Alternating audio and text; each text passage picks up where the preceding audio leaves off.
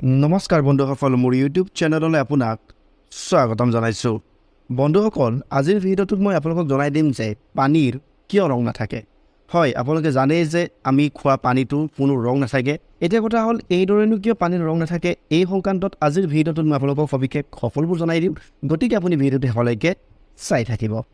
চাওক, পানীৰ কিয় ৰং নাথাকে সেয়া আমি প্ৰথমে জনাৰ আগতে আমি জানিব লাগিব যে আমি দেখা যিখিনি বস্তুবোৰৰ ৰং আছে, এই বস্তুবোৰৰ ৰংটোনো কেনেকৈ গঢ়লৈ উঠে বা সেনেকৈ আমি এই বস্তুবোৰ বিভিন্ন ৰঙৰ যেনে ৰঙা, নীলা বা কলা আদি ৰঙৰ দেখোঁ, এয়া আমি প্ৰথমে জানি ল'ব লাগিব। আচলতে আপোনালোকে জানেই যে আমাৰ সূৰ্যৰ 7টা ৰং আছে, আৰু এই 7টা ৰংটো যেতিয়া আমাৰ পৃথিৱীত পৰে, তেতিয়া পৃথিৱীত পৰাৰ পাছত যিকোনো বস্তুৰ ওপৰত পৰিলে এই বস্তুটো যিখিনি তাৰ পৰা সূৰ্যৰ যিখিনি 7টা ৰং আহে, এই 7টা ৰঙৰ এই বস্তুটো পোৱাৰ লগে লগে এই বস্তুটোৱে এই 7টা ৰঙৰ 6টা ৰঙক এবজৰ্ব কৰি দিয়ে, অৰ্থাৎ 6টা ৰঙক সিহঁতে উখি পেলায়। তাৰপাছত এনেদৰে 6টা ৰঙক এবজৰ্ব কৰাৰ পাছত বাকী এটা ৰংহে প্ৰতিফলিত কৰে বা এটা ৰংহে ৰিফ্লেক্ট কৰায়, আৰু এই বস্তুটোৱে যোনটো ৰঙক ৰিফ্লেক্ট কৰায় এই ৰংটোকে আমি এই বস্তুটোৰ ৰং হিচাপে দেখোঁ। অৰ্থাৎ এটা ৰঙা বস্তু যদি উদাহৰণ হিচাপে লওঁ, তেন্তে সূৰ্যৰ পৰা যিখিনি 7টা ৰং আহে, এই 7টা ৰঙৰ 6টা ৰং এবজৰ্ব কৰাৰ পাছত এই বস্তুটোৱে অকল ৰঙা ৰংটোৱে আমাৰ চকুত আগত দেখা দিয়ে। গতিকে এই বস্তুটো আমি ৰঙা ৰূপত দেখোঁ।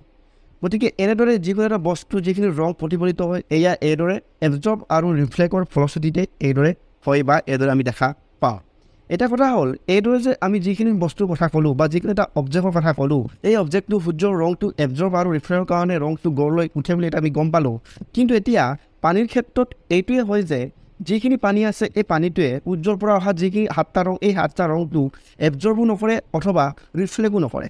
অৰ্থাৎ সূৰ্যৰ পৰা অহা যিখিনি 7টা ৰং থাকে, এইখিনি পানীয়ে উখিও নেপেলায় বা এইখিনি পানীয়ে প্ৰতিফলিতও নকৰায়। গতিকে পানীৰ এইটো ধৰ্ম থকাৰ কাৰণে, অৰ্থাৎ পানীয়ে এইদৰে কোনো ৰঙক এবজৰ্ব অথবা ৰিফ্লেক্ট নকৰাৰ ফলত পানীৰ কোনো ধৰণৰ ৰং নাথাকে বা পানীৰ কোনো ধৰণৰ আকাৰ নাথাকে। গতিকে এইকাৰণে আমি দেখা বা আমি খোৱা পানীটোৰ কোনো কাৰণত এইদৰে ৰং নাথাকে বা কোনো কাৰণত এইদৰে আকাৰ নাথাকে।